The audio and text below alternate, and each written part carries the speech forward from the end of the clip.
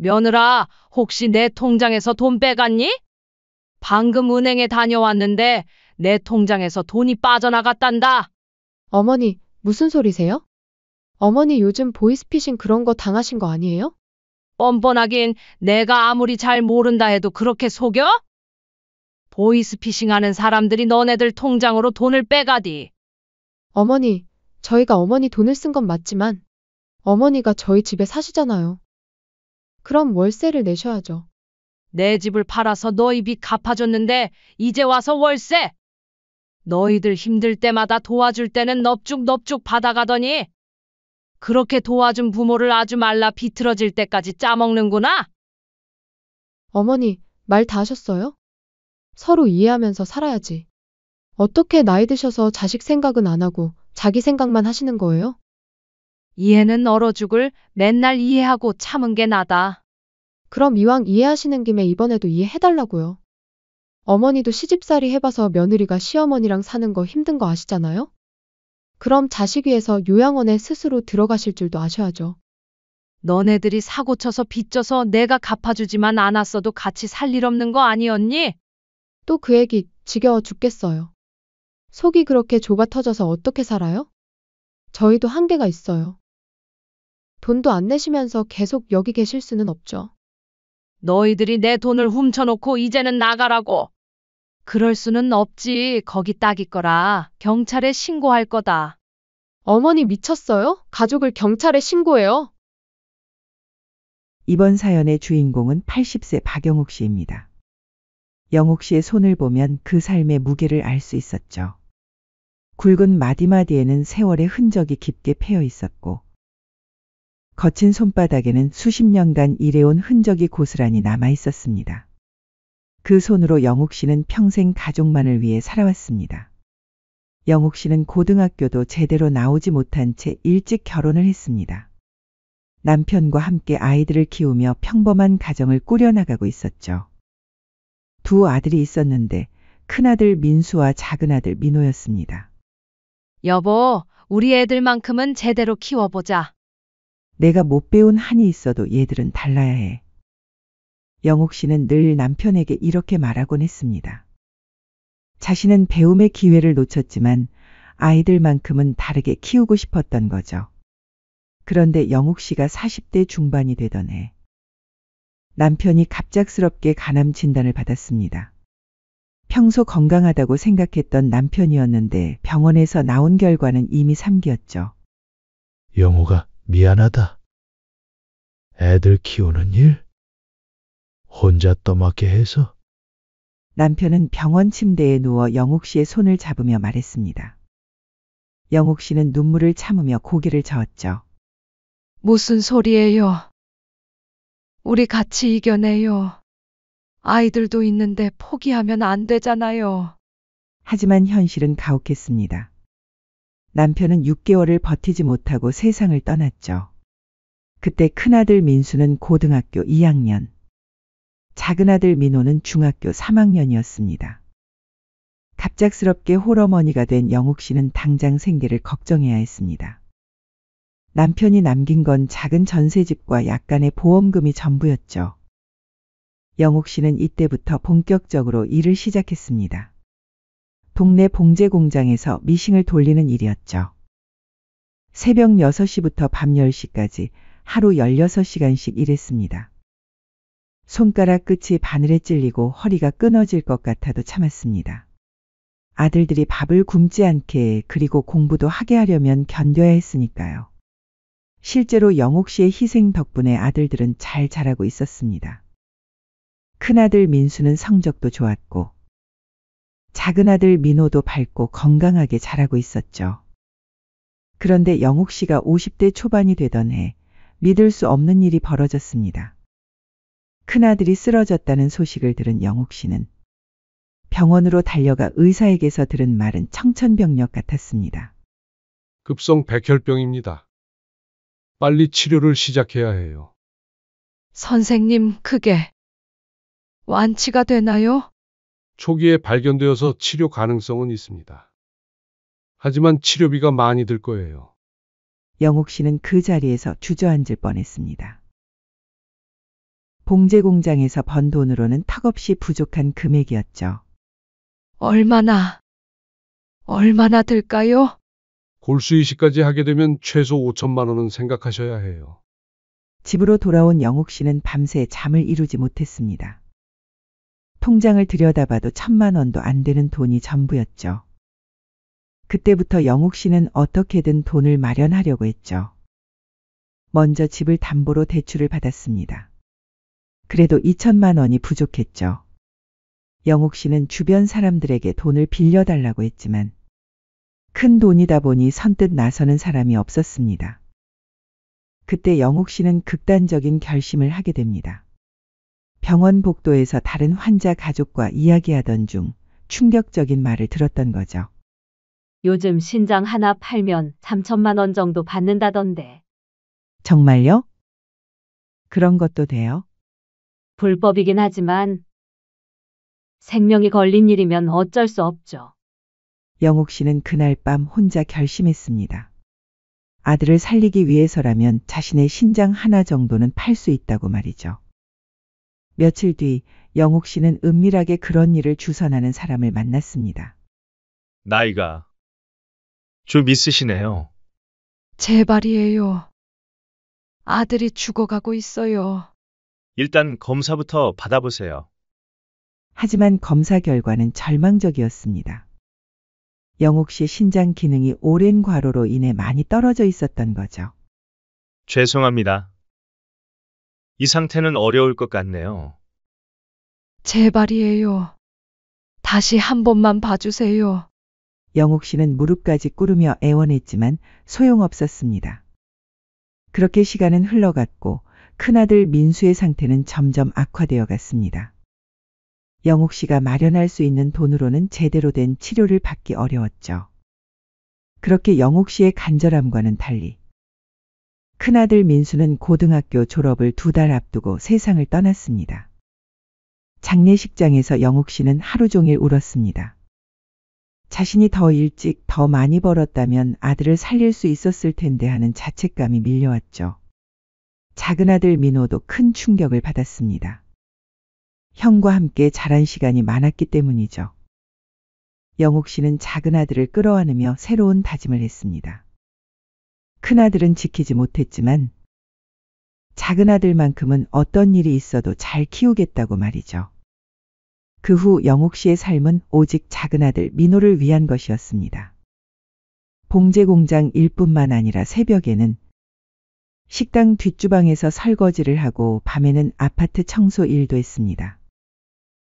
영옥 씨는 하루에 3시간, 4시간밖에 잠을 자지 못했지만 아들이 학원비 걱정 없이 공부할 수 있게 해주었습니다. 그 결과 작은아들 민호는 영옥 씨의 바람대로 좋은 대학에 진학했고 대학 졸업 후에는 대기업에 취직까지 했습니다. 엄마, 이제 제가 엄마를 편하게 해드릴게요. 아들이 첫 월급을 받아와서 영옥 씨에게 건넸을 때 영옥 씨는 그동안의 고생이 다 보상받는 기분이었죠. 얼마 후 아들은 좋은 사람을 만나 결혼도 했습니다. 며느리는 교사였고 착하고 예쁜 여자였죠. 어머니, 앞으로 잘 부탁드려요. 며느리가 정중하게 인사하는 모습을 보며 영옥 씨는 마음이 든든했습니다. 그리고 얼마 후 손주까지 생겼습니다. 첫째는 딸이었고 둘째는 아들이었죠. 손주들이 영옥 씨를 보고 달려오는 모습을 보면 그동안의 모든 고생이 다 잊혀졌습니다. 영옥 씨는 아들 부부가 맞벌이를 하는 동안 종종 손주들을 돌봐주기도 하였죠. 큰아들을 잃은 아픔은 여전했지만 작은아들이 잘 자리 잡고 손주들까지 건강하게 자라는 모습을 보니 다행이라는 생각이 들었습니다. 그런데 영옥 씨는 아직 몰랐습니다. 앞으로 자신에게 어떤 시련이 기다리고 있는지를 말이죠. 그렇게 시간이 흘러 영옥 씨가 75세가 되던 해봄. 평온했던 일상에 예상치 못한 폭풍이 몰아쳤습니다. 점점 시간이 지날수록 아들 민호는 연락이 뜸했습니다. 며느리는 더욱 연락이 없었고요.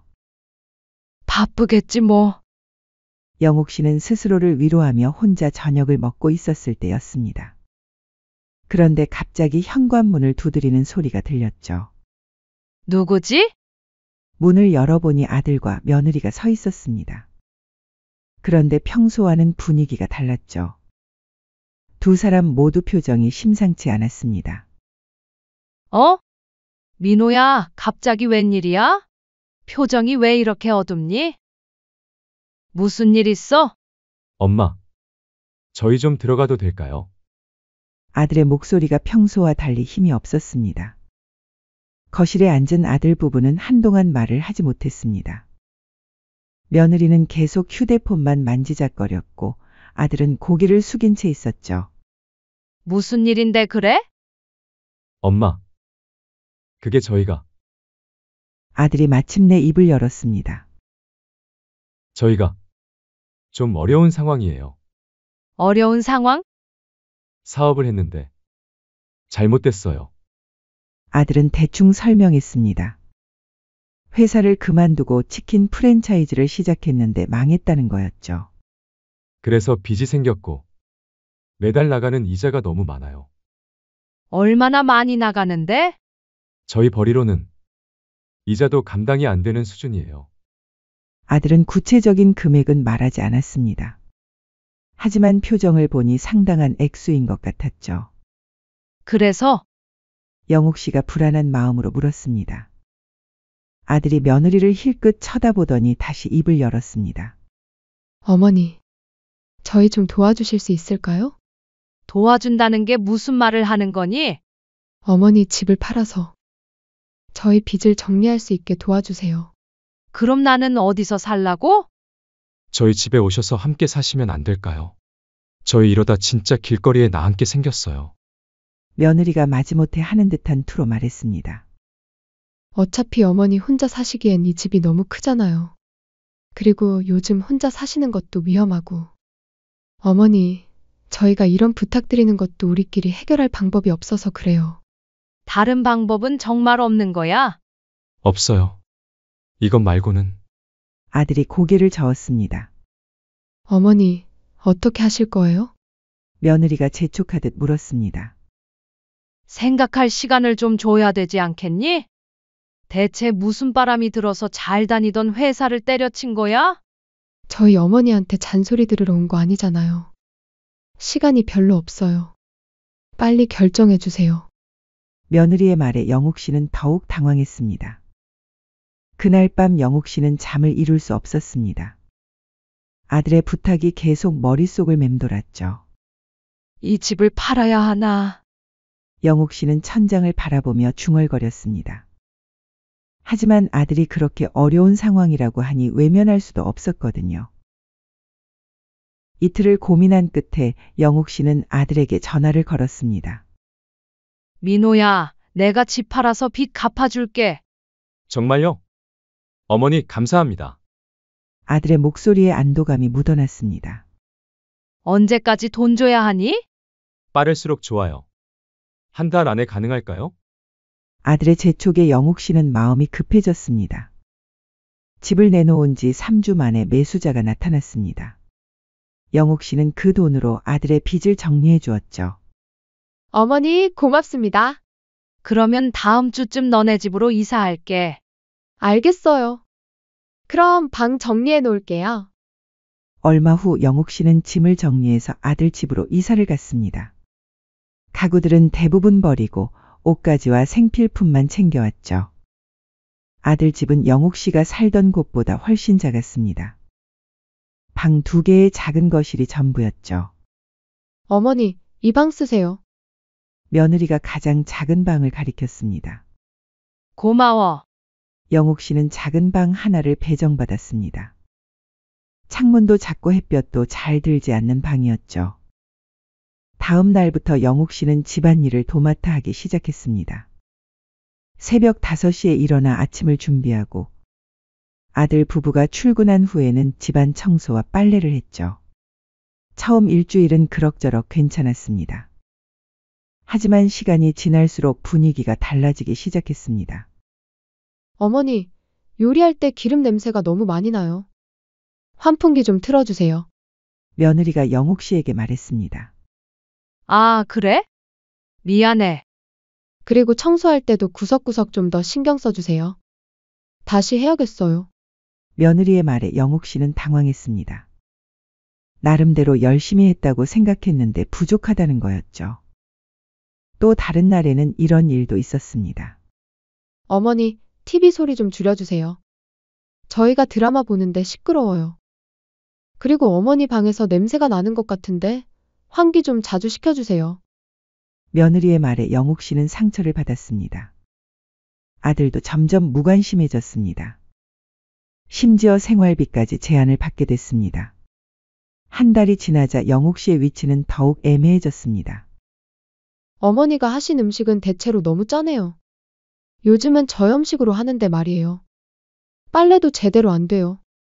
세탁기 사용법 좀 배우세요. 심지어는 주말이 되면 오히려 집에서 나가라고 말하기도 하였죠. 자기들이 집에서 쉴 때 같이 있으면 불편하다는 거였습니다. 어머니, 주말인데 하루 종일 집에만 계시지 말고 가끔 산책이라도 하세요. 계속 집에 계시면 저희가 답답해요. 영옥 씨는 점점 위축되어 갔습니다. 내가 여기서 뭘 하고 있는 건가?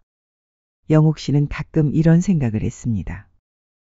자신의 집을 팔아서 아들을 도와줬는데 이제는 집안에서 함부로 대우받고 있었거든요. 어느 날 저녁 아들 부부가 속삭이는 소리를 우연히 들었습니다. 여보, 어머니가 계시니까 너무 불편해. 근데 어쩔 수 없잖아. 우리가 먼저 집에 들어오시라 한 건데.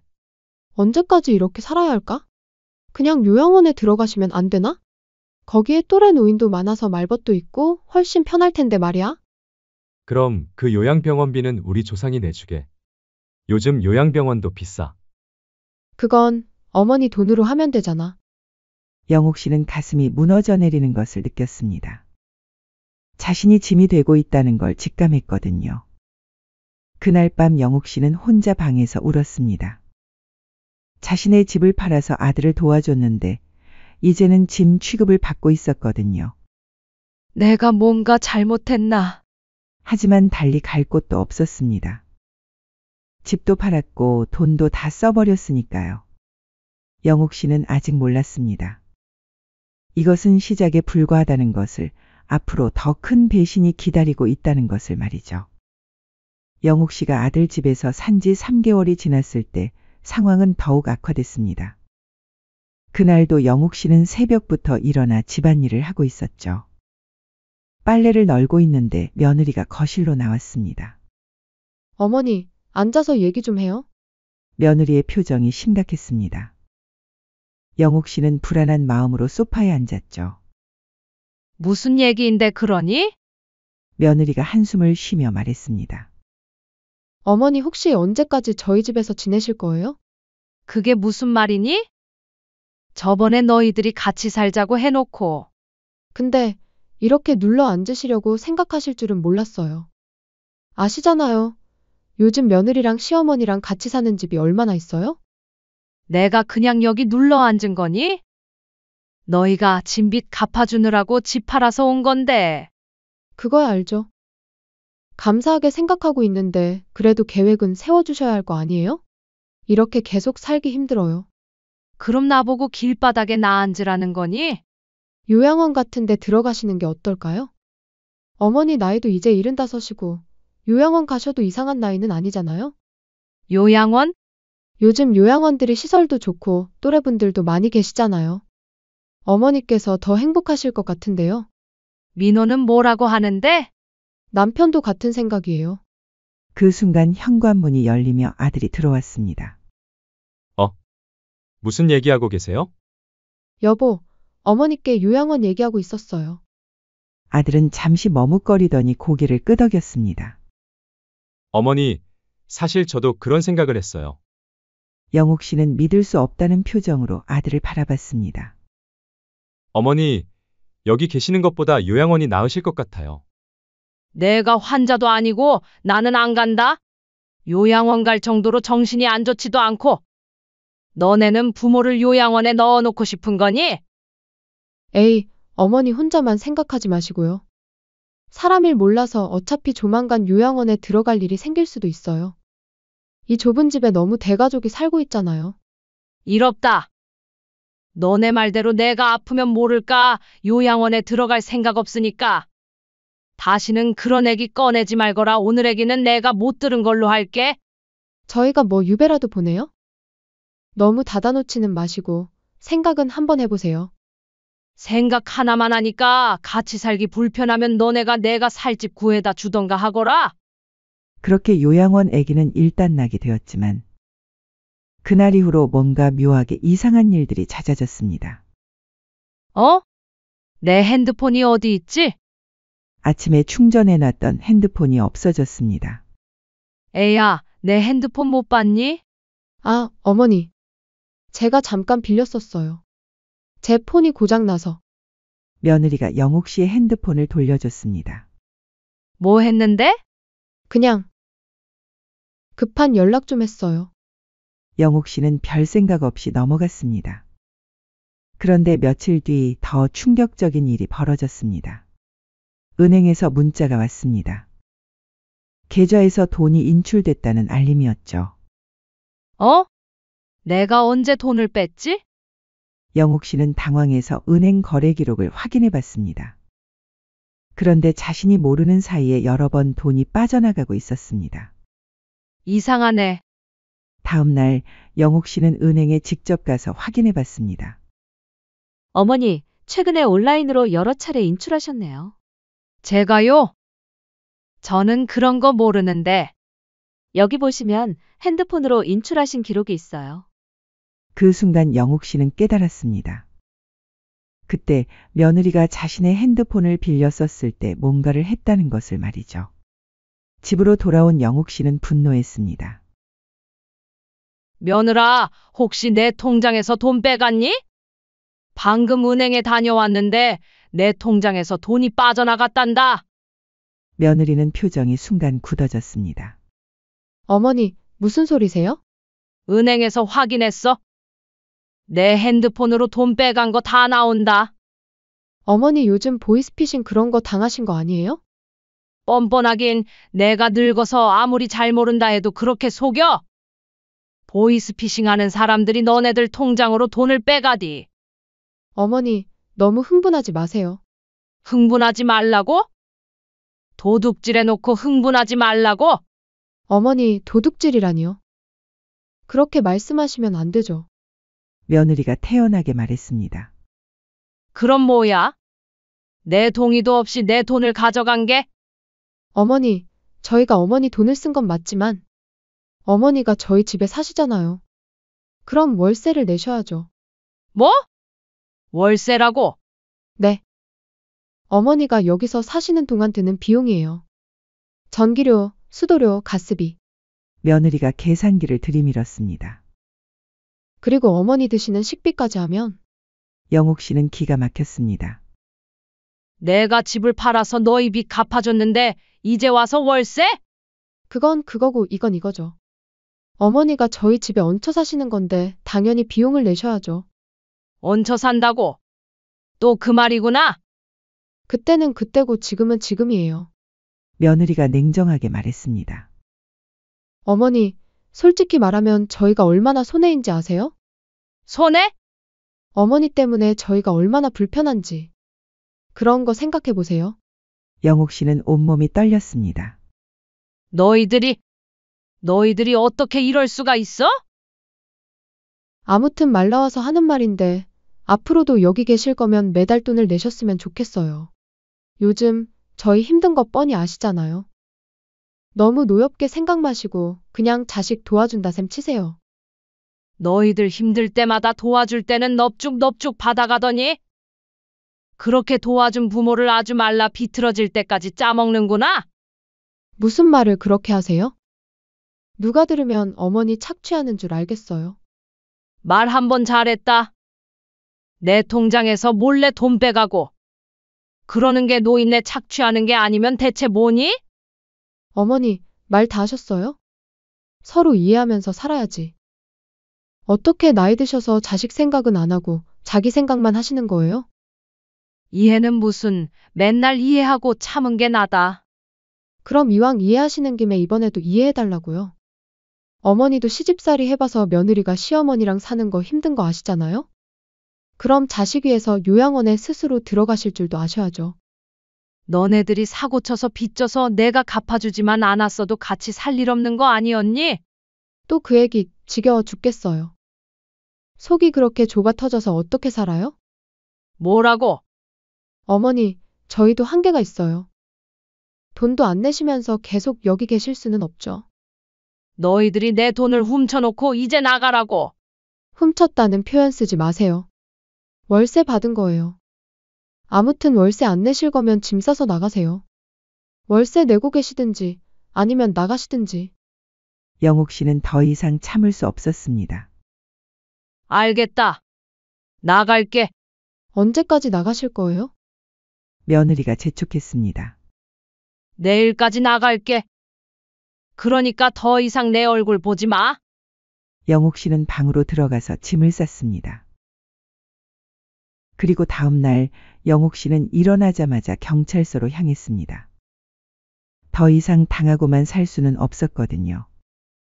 경찰서에 도착한 영옥 씨는 처음에는 떨렸습니다. 아무리 그래도 자신이 낳고 키운 아들을 신고한다는 게 쉽지 않았거든요. 민원실에서 영옥 씨는 담당 경찰관에게 상황을 설명했습니다. 아드님이 어머니 핸드폰을 이용해서 무단으로 돈을 인출했다는 거죠? 네, 맞아요. 제 동의 없이 제 계좌에서 돈을 빼갔어요. 증거가 있나요? 영옥 씨는 은행에서 받은 거래 내역서를 내밀었습니다. 여기 다 나와 있어요. 제가 모르는 사이에 여러 번 돈이 며느리 통장으로 빠져나갔고, 은행에서도 제 핸드폰으로 인출했다고 확인해 줬어요. 경찰관이 서류를 자세히 살펴봤습니다. 가족 간의 일이어도 본인 동의 없이 돈을 가져간 건 명백한 절도죄에 해당합니다. 그럼 처벌받을 수 있어요? 물론입니다. 신고 접수하고 수사 들어가겠습니다. 영옥 씨는 그 자리에서 정식으로 절도 신고를 했습니다. 경찰서에서 나온 영옥 씨는 근처 모텔의 방을 잡았습니다. 당장 갈 곳이 없었거든요. 여기서 며칠 지내면서 생각해보자. 작은 모텔 방에 앉아 있으니 서글펐지만 그래도 아들 집에서 눈치 보며 사는 것보다는 나았습니다. 다음 날 영옥 씨는 혼자서 법무법인을 찾았습니다. 상황을 말씀해 보세요. 변호사가 영옥 씨의 이야기를 들더니 고개를 끄덕였습니다. 충분히 승소 가능성이 있습니다. 정말요? 네. 재산 증여 무효 소송을 걸 수 있어요. 변호사가 자세히 설명해 줬습니다. 어머니께서 집을 파신 돈으로 아드님 빚을 갚아주신 건 증여에 해당하는데, 이후 아드님이 어머니를 학대하고 재산을 훔쳤다면 증여 무효 사유가 됩니다. 그럼 그 돈을 다시 받을 수 있다는 거예요? 네, 한 푼도 빠짐없이 돌려받을 수 있습니다. 영옥 씨는 가슴이 뛰었습니다. 배은망덕한 수중자에 대한 증여 무효라고 해서 법적으로 완전히 인정되는 사유예요. 그럼 바로 소송을 걸어주세요. 네, 준비하겠습니다. 며칠 후 아들 민호에게 법원 소장이 날아갔습니다. 동시에 경찰서에서도 연락이 왔죠. 아들은 당황해서 영옥 씨에게 전화를 걸었습니다. 어머니, 이게 무슨 일이에요? 경찰서에서 연락이 왔는데. 당연한 거 아니야? 도둑질 했으니까. 영옥 씨의 목소리는 차가웠습니다. 저희가 언제 도둑질을? 뭔가 오해가 있는 것 같은데. 오해? 내 핸드폰으로 내 돈 빼간 게 오해야? 저희가 잘못했어요. 사과할게요. 신고 취하해 주세요. 늦었다 서에서 보자. 영옥 씨는 전화를 끊어버렸습니다. 그 다음엔 며느리가 전화를 걸어왔습니다. 어머니, 저예요. 저희가 너무 잘못했어요. 지금 와서 뭐? 어머니, 제발 용서해 주세요. 정말 반성하고 있어요. 이렇게까지 하실 필요는 없잖아요. 용서? 나보고 나가라고 했으면서? 어머니, 그럼 어떻게 하면 될까요? 뭐든지 할게요. 아무것도 안 해도 돼. 법정에서 보자. 영옥 씨는 며느리 전화도 끊었습니다. 수사가 진행되면서 아들의 행동들이 하나씩 드러났습니다. 핸드폰을 빌려서 은행 앱에 접속한 것, 영옥 씨 몰래 여러 차례 돈을 인출한 것, 모든 게 증거로 나왔죠. 피의자가 피해자의 핸드폰을 이용해 무단으로 계좌에 접속하여 돈을 인출한 사실이 확인됩니다. 검찰에서도 기소 의견으로 송치했습니다. 한편 민사소송도 빠르게 진행됐습니다. 아들 부부는 계속 영옥 씨에게 연락했습니다. 어머니, 저희가 무릎 꿇고 사과할게요. 제발 용서해 주세요. 하지만 영옥 씨의 마음은 이미 돌아서 있었습니다. 어머니, 저희가 찾아가서 빌게요. 오지 마. 얼굴 꼴 보기도 싫다. 영옥 씨는 더 이상 들어줄 마음이 없었습니다. 그렇게 시간이 흘러 첫 번째 재판이 열렸습니다. 형사재판부터였죠. 피고인 측에서 하실 말씀이 있습니까? 판사가 물었습니다. 죄송합니다. 제가 정말 잘못했습니다. 아들이 고개를 숙였습니다. 어머니께 너무 큰 상처를 드렸습니다. 하지만 판사님, 저는 정말 어머니를 사랑합니다. 아들이 울먹이며 말했습니다. 그때는 정말 힘들어서 어머니께 월세를 받는다고 한 것도. 하지만 판사는 차갑게 반응했습니다. 사랑한다면서 어떻게 어머니 돈을 훔치고 나가라고 할 수 있습니까? 그건 피고인의 행위는 계획적이고 반복적인 절도입니다. 판사의 말에 아들은 더 이상 변명할 수 없었습니다. 이어서 민사재판도 열렸습니다. 피고가 원고의 재산을 훔치고 원고를 집에서 내쫓은 행위는 명백한 배은망덕 행위입니다. 영옥 씨의 변호사가 법정에서 주장했습니다. 따라서 증여 무효를 구합니다. 아들 측 변호사가 반박했습니다. 피고는 고령의 모친을 모시고 살면서 생활비와 주거비용을 지불받은 것뿐입니다. 하지만 판사는 차갑게 반응했습니다. 그렇다면 계약서나 합의서라도 있습니까? 그건 구두 합의였다면 피해자의 동의는 있었습니까? 아들 측 변호사는 대답할 수 없었습니다. 법정에서 영옥 씨는 당당하게 증언했습니다. 저는 아들들을 위해 평생을 살았습니다. 영옥 씨의 목소리는 떨렸지만 단호했습니다. 큰아들이 백혈병으로 죽을 때도 신장까지 팔려고 했을 만큼 자식만 바라보고 살았어요. 방청석에서 고개를 숙이고 있던 아들이 고개를 들었습니다. 그런데 그 아들이 저를 배신했습니다. 제 집을 팔아서 빚을 갚아줬더니 이제는 짐이라며 요양원에 보내려 하고 제 돈까지 훔쳐서 월세라고 우기더군요. 내가 널 키우려고 어떤 삶을 살았는지 넌 모를 거다. 영옥 씨가 아들을 똑바로 바라보며 말했습니다. 하지만 이건 용서할 수 없다. 이제 저는 결심했습니다. 더 이상 누구의 어머니가 아니라 박영옥 그 자체로 살겠다고요. 마침내 판결이 나왔습니다. 형사재판부터였습니다. 피고인을 절도죄로 징역 2년에 처한다. 아들이 법정에서 고개를 떨어뜨렸습니다. 피고인의 행위는 단순한 가족 간 갈등이 아니라 계획적이고 반복적인 범죄 행위로 판단됩니다. 이어서 민사재판 결과도 나왔습니다. 원고의 청구를 인용한다. 판사가 선고했습니다. 피고는 원고에게 증여받은 금액 전액을 이자와 함께 반환하라. 영옥 씨는 집을 팔아서 아들에게 준 돈을 한 푼도 빠짐없이 이자까지 포함해서 돌려받게 됐습니다. 또한 피고는 원고에게 정신적 피해에 대한 위자료를 지급하라. 법정에서 나오는 영옥 씨를 아들이 붙잡으려 했습니다. 어머니. 하지만 영옥 씨는 돌아보지 않았습니다. 엄마, 저 정말 잘못했어요. 한 번만 용서해 주세요. 아들의 절규에도 영옥 씨는 걸음을 멈추지 않았습니다. 며느리도 뒤쫓아왔습니다. 어머니, 저희가 어떻게 하면 될까요? 정말 뭐든지 할게요. 늦었어. 영옥 씨가 차갑게 말했습니다. 너희들이 나보고 나가라고 했을 때 이미 끝났어.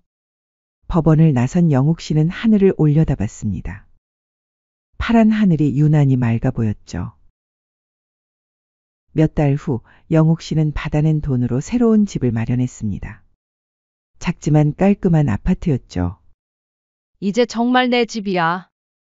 영옥 씨는 만족스럽게 집을 둘러봤습니다. 며느리는 감옥에 갔고 이혼까지 했다고 들었습니다. 하지만 영옥 씨는 더 이상 신경 쓰지 않았습니다. 내 인생의 주인공은 결국 나였어. 영옥 씨는 창밖을 바라보며 중얼거렸습니다. 이제는 나를 위해 나답게 살아볼 거야. 평생 가족만 바라보고 살았던 영옥 씨가 마침내 자신만의 삶을 찾았습니다. 비록 80세가 되어서야 얻은 자유였지만 그래도 늦지 않았습니다. 영옥 씨는 그렇게 누구의 엄마가 아닌 박영옥 그 자체로 새로운 인생을 시작했습니다. 더 이상 누구를 위해 희생하지 않고 자신의 존엄을 지키며 살아가는 삶을 말이죠.